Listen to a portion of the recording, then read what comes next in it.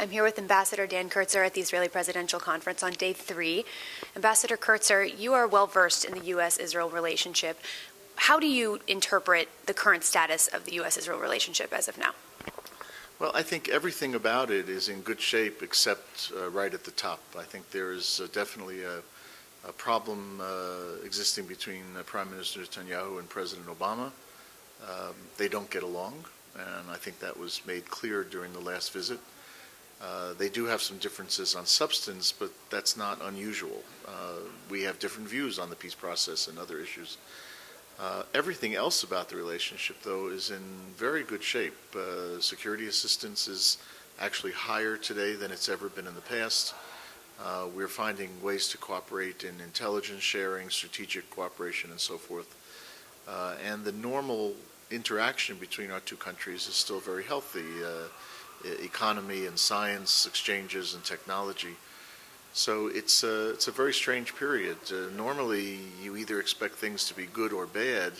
Here, you have a good news story where there's a particular problem between the two leaders, which I think they have to work out.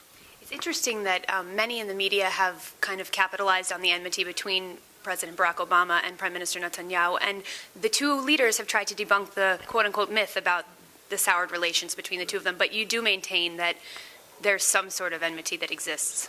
Well, I don't know if it's enmity. There's certainly something about the way they're interacting which is causing a problem. I think if you look at what happened during this last visit, the May 20 visit, the president seemed to have been annoyed that the prime minister arranged with the Republican leadership of the House to have a speech in Congress.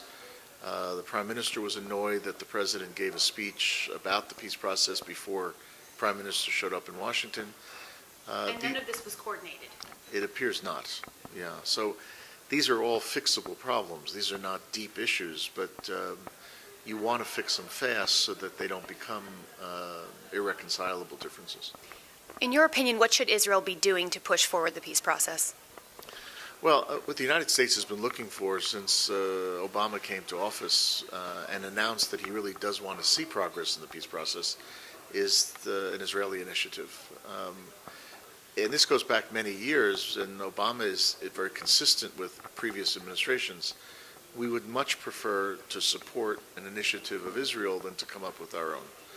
And the reasoning is simple. Israel is the party that has to make peace.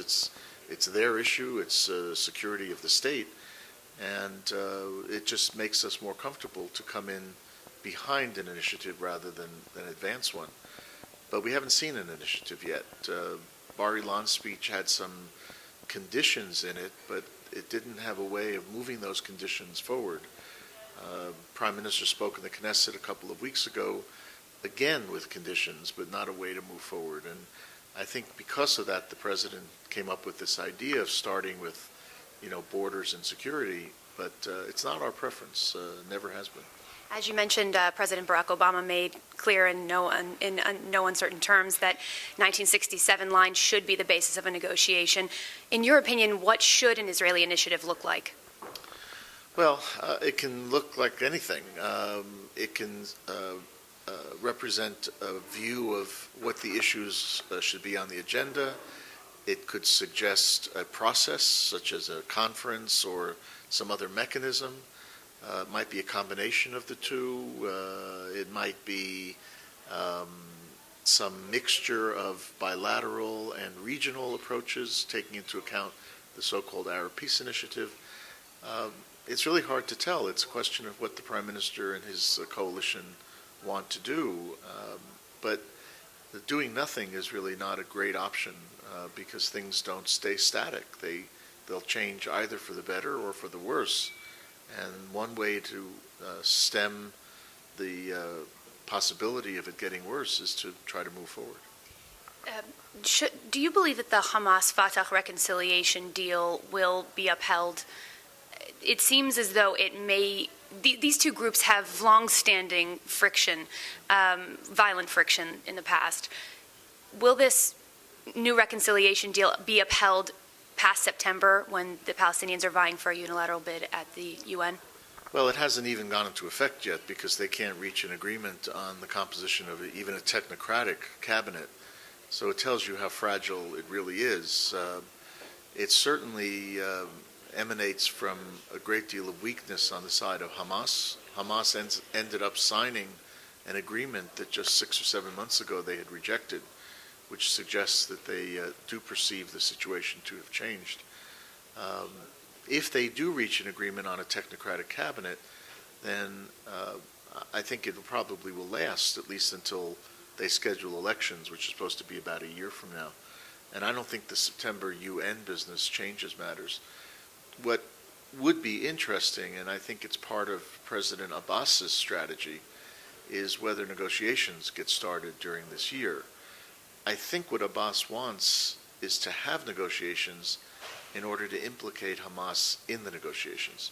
In other words, will Hamas stay in the cabinet? To hold them accountable. Yeah, I mean, will they stay in while there's negotiations, or will they be the ones to walk out?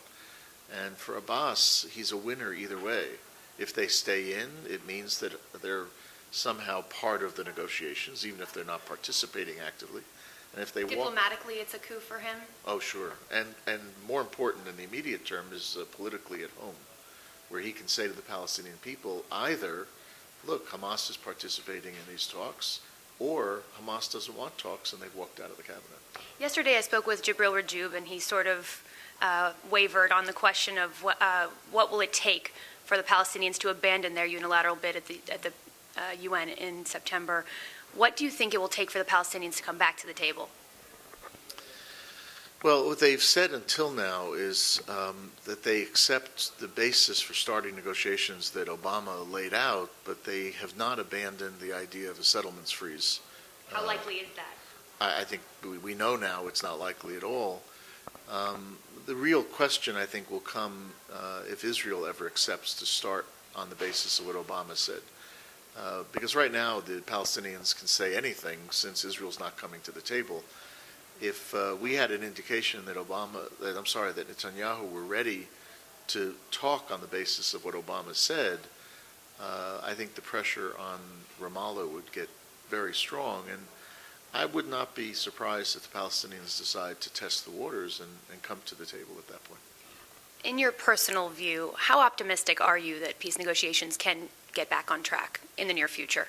Well, we're doing this at 10 o'clock in the morning, and I'm optimistic every morning. If we did it at 5 o'clock at night, I'd be less optimistic. Yeah, so the day ends pessimistically.